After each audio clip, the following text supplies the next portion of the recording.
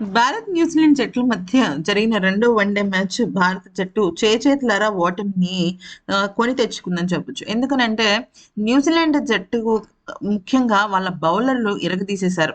మన బ్యాట్స్‌మెన్స్ అనవసరపు షాట్స్‌కి ప్రయత్నిస్తూ ఇక భారీ మూల్యాన్ని చెల్లించుకున్నారు. ఈ క్రమంలో న్యూజిలాండ్ జట్టు ఈ సీరీస్ గెలిచే అవకాశాలు, అలాగే మన భారత జట్టు కూడా ఈ సీరీస్ గెలిచే అవకాశాలు ఈక్వల్‌గా ఉన్నాయనే చెప్పొచ్చు. సో, ఈ క్రమంలో కనుక మనం చూసుకున్నట్టయితే భారత జట్టు పైన, అలాగే రెండో వన్‌డే మ్యాచ్ గెలిచిన న్యూజిలాండ్ జట్టు పైన కొంతమంది అంటే మన న్యూజిలాండ్‌కి సంబంధించిన దిగ్గజాలు షాకింగ్ కామెంట్స్ అయితే చేశారు. అయితే వాళ్ళసలు ఏ కామెంట్స్ చేశారు, ఏంటి అనే విషయం తెలుసుకునే ముందు జస్ట్ ఈ వీడియోకి ఒక లైక్ ఇవ్వండి ఫ్రెండ్స్. లైక్ ఇచ్చినట్టయితే మేము ఎటువంటి వీడియోస్ పెట్టినప్పటికీ కూడా మీకు అందుతుందని తెలుస్తుంది. అయితే టిమ్ సౌదీ ఏమన్నాడంటే, న్యూజిలాండ్ జట్టు ఈ రెండో వన్‌డే మ్యాచ్ గెలవడంతో ఒక్కసారిగా ఈ సీరీస్ అనేది చాలా కొత్తగా, నిజం చెప్పాలంటే ఎక్సైటింగ్‌గా అనిపించింది. వన్‌డే మ్యాచెస్‌కి నిజానికి ఇప్పుడు ప్రస్తుతం అయితే ఇంట్రెస్ట్ తగ్గింది. ఇటువంటి నువ్వా నేనా అనుకునే పోటీతత్వం ఉన్న మ్యాచెస్ ఇంకా చాలా జరగాలి. ఎప్పుడూ కూడా మ్యాచ్ వన్ సైడ్ అయిపోతే ఖచ్చితంగా అస్సలది బాగోదనే చెప్పాలి. ఎందుకనంటే మ్యాచ్ వన్ సైడ్ అయిపోతే ఇంట్రెస్ట్ అనేది చూడడానికి అస్సలంటే అస్సలు ఉండదు. ఇక న్యూజిలాండ్ జట్టు గురించి చెప్పాలి అంటే న్యూజిలాండ్ జట్టు చాలా స్ట్రాటజికల్‌గా వాళ్ళ గేమ్‌ని ఆడారని నాకనిపించింది. భారత జట్టు ఆటగాళ్ళ విషయంలో ఎక్కడ ఏ రకంగా అయితే దెబ్బతీయాలో ఆ రకంగా దెబ్బతీశారు. వాళ్ళ మెయిన్ టాప్ ఆర్డర్‌ని కుప్పకూల్చడంతోనే న్యూజిలాండ్ జట్టు సగం గెలిచేసింది. ఎందుకనంటే ఆ పిచ్ ఏదైతే ఉందో అది చాలా ధారాళంగా పరుగులు చేసుకునే రాబట్టే పిచ్ అని చెప్పొచ్చు. అటువంటి పిచ్ పైన కూడా భారత జట్టు ఆటగాళ్ళు అంటే ముఖ్యంగా భీకరమైన బ్యాట్స్‌మెన్స్ ఉంటారు కదా!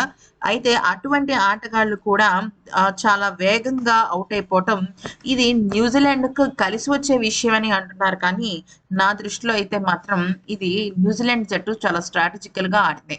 కాకపోతే ఇక్కడ ఒక చిన్న విషయం నేను చెప్పాలనుకుంటున్నాను. అదేంటంటే భారత జట్టు ఎప్పుడూ కూడా మంచి అద్భుతమైన కమ్‌బ్యాక్ ఇస్తుంది. మూడో వన్‌డే మ్యాచ్ చాలా జాగ్రత్తగా న్యూజిలాండ్ జట్టు ఆడాలి. నన్నడిగితే న్యూజిలాండ్ వర్సెస్ ఇండియా మూడో వన్‌డే మ్యాచ్ నువ్వా నేనా అన్నట్టుగా జరుగుతుంది. ఒక మంచి ఫైర్ ఉన్న మ్యాచ్‌గా మారుతుంది అని నేను అనుకుంటున్నాను. ఎందుకనంటే అటు న్యూజిలాండ్ జట్టు, ఇటు భారత జట్టు ఇరు జట్లు కూడా చాలా మంచి పట్టు కలిగిన జట్లు. ఇక రోహిత్, విరాట్ లాంటి సీనియర్ ఆటగాళ్ళు ఉండటం కూడా జడేజా స్పిన్ ఆల్ రౌండర్‌గా వ్యవహరించడం కూడా భారత జట్టుకి ఒక ప్లస్ పాయింటే.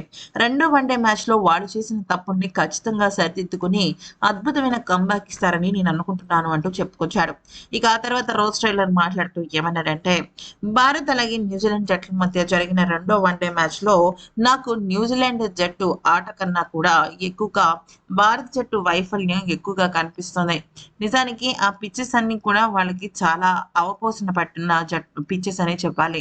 భారత గడ్డ పైన భారత జట్టు ఓడిపోయింది అంటే నిజంగా ఇది ప్రెషర్‌తో కూడుకున్న ఆట అయ్యుండొచ్చు. లేదంటే ప్రాక్టీస్ సెషన్స్‌లో కానీ, మరింకేదైనా చోట కానీ ఖచ్చితంగా నిర్లక్ష్యం కనిపిస్తోందని నాకనిపిస్తోంది. అయితే ఇక్కడ నేను ఎవరిని తప్పు పట్టాలనుకోవటం లేదు. ఒక్కొక్కసారి మ్యాచ్ అనేది మన చేతుల్లో నుంచి ఎలా చేజారిపోతుందనే విషయం పైన మనకొక క్లారిటీ ఉండదు. అటువంటి సిట్యుయేషన్స్ భారత జట్టులో జరిగాయని నాకనిపించింది. అయితే ఇదే సమయం న్యూజిలాండ్ జట్టు చాలా అంటే చాలా క్లియర్‌గా ఉండాలి. ఎందుకనంటే భారత జట్టు దెబ్బతిన్న పులి లాంటిది. ఖచ్చితంగా అద్భుతంగా కమ్‌బ్యాక్ ఇస్తుంది. అయితే నేనొక విషయం చెప్పాలనుకుంటున్నాను. ఎప్పుడైతే టాస్ గెలిచిన తర్వాత బౌలింగ్ కానీ, బ్యాటింగ్ కానీ ఏది తీసుకున్నా కూడా బ్యాటింగ్‌లో అద్భుతమైన భారీ స్కోర్ చేయాలి. ఇక ఇండోర్ లాంటి పిచెస్ ఎలా ఉంటుంది? దాని పిచ్ స్వభావం ఎలా మారుతుందనే విషయం పూర్తిగా క్రికెటర్స్ క్లారిటీ తెచ్చుకోవాల్సిన విషయం. అది నాలాంటి సీనియర్‌లు కానీ, లేకపోతే ఆఖరికి పిచ్ క్యూరేటర్ ఏం చెప్పినా కూడా మనం అది నమ్మటానికి లేదు. మన స్వంత అనుభవం బట్టే ఆ పరిస్థితులు మారుతూ ఉంటాయి. కానీ భారత జట్టు టాప్ ఆర్డర్ ఎంత బలంగా ఉందో, మిడిల్ ఆర్డర్ అలాగే లోవర్ ఆర్డర్ కూడా అంతే బలంగా ఉందని మనం గట్టిగా నమ్మాలి. అప్పుడే భారత జట్టు విషయంలో ఖచ్చితంగా ఒక క్లారిటీ వస్తుంది. ఎనీవేస్ కొన్ని తప్పిదాలు భారత జట్టు చేయటం వల్లనే న్యూజిలాండ్ జట్టు ఓడిపోయిందని నాకనిపించింది. ఎందుకనంటే అక్కడ ఖచ్చితంగా భారత జట్టు బౌలింగ్‌లోనూ, బ్యాటింగ్‌లోనూ 2 విషయాల్లోనూ తప్పు చేసింది. అందుకనే న్యూజిలాండ్ జట్టు ఈ మ్యాచ్ని సాధించగలిగింది. న్యూజిలాండ్ జట్టు ఆటగాళ్లు వాళ్ళ గేమ్‌ని వాళ్ళు పర్ఫెక్ట్‌గా, ఫోకస్డ్‌గా ఆడారు. అందుకని గెలుపు వాళ్ళని వరించింది. కానీ జాగ్రత్తగా ఉండాల్సింది మూడో వన్‌డేలోనే అంటూ చెప్పుకొచ్చాడు.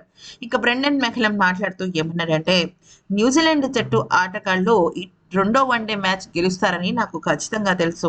కాకపోతే నేను గతంలో గమనించిన విషయాలు ఏంటి అంటే, భారత జట్టు ఫస్ట్ ఓటమి పాలైతే ఖచ్చితంగా కంబ్యాక్ అనేది ఖచ్చితంగా బావుంటుంది.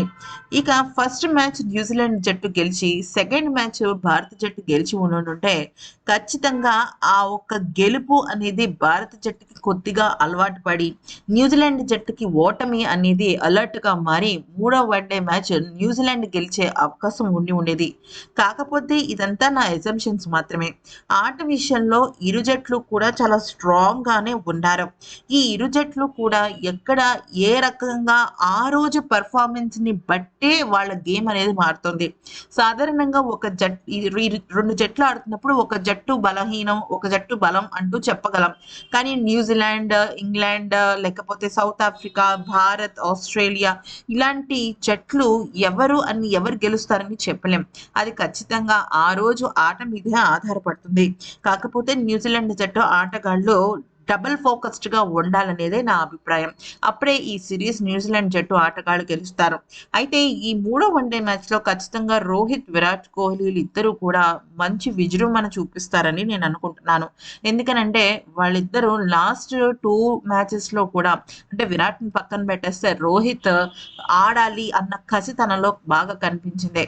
కానీ ఒక్కొక్కసారి అది ఎక్కడో మిస్ అయింది అన్న ఫీలింగ్ నాకు కలిగింది.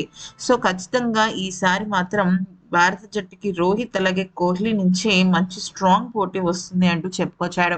ఇక భారత్ అలాగే న్యూజిలాండ్ జట్ల మధ్య మ్యాచ్ గనుక మనం చూసినట్టయితే ఖచ్చితంగా శుభ్మన్ గిల్ తీసుకున్న బౌలింగ్ నిర్ణయాలు చాలా అడ్డదిడ్డంగా వెళ్ళిపోయాయి. ఎందుకంటే బ్యాటింగ్‌లో విఫలం పొందినప్పుడు ఖచ్చితంగా బౌలింగ్ వాళ్ళకి ప్రెషర్ ఎక్కువ పడుతుంది. ఆ ప్రెషర్‌లో ఉన్నప్పుడు వాళ్ళు కొద్దిగా తప్పిదాలు చేస్తుంటారు. ఆ తప్పిదాలనేవి అవతల ప్రత్యర్థి జట్టుకి మంచి అడ్వాంటేజ్‌గా మారుతుంది అనుకునే టైంకి ఇక్కడ కుల్దీప్ యాదవ్ లేదంటే సిరాజ్ లాంటి సీనియర్స్‌ని కాకుండా వేరే నితీష్ కుమార్ రెడ్డిని రంగంలోకి దింపడం శుభ్మన్ గిల్ చేసిన అతి పెద్ద తప్పని అర్థమవుతోంది. కాకపోతే ఒక్కొక్కసారి శుభమన్ గిల్ తన కొత్త కెప్టెన్సీ విషయంలో తప్పులు జరిగాయి. ఎందుకంటే పెద్ద పెద్ద ఆటగాళ్ళు సైతం తప్పులు చేస్తూనే ఉంటారు. ఇంకా శుభమన్ గిల్ కూడా అదే చేశాడు. కాకపోతే శుభమన్ గిల్‌కి కనీసం అట్‌లీస్ట్ గౌతమ్ గంభీర్ బ్రేక్స్ టైమ్‌లో అయినా ఒక సూచన పంపించి ఉండాల్సిందే. ఎందుకంటే శుభమన్ గిల్ కన్నా ఎక్కువగా ప్రయోగాలు చేసేది గంభీరే మరి. చూద్దాం మూడో వన్‌డే మ్యాచ్ ఎవరు గెలుస్తారని. నాకైతే ఖచ్చితంగా భారత్ గెలుస్తుందన్న దృఢ సంకల్పం అయితే ఉంది. ఈ వీడియో గనుక నచ్చితే లైక్ చేసి సబ్స్క్రైబ్ చేసుకోండి.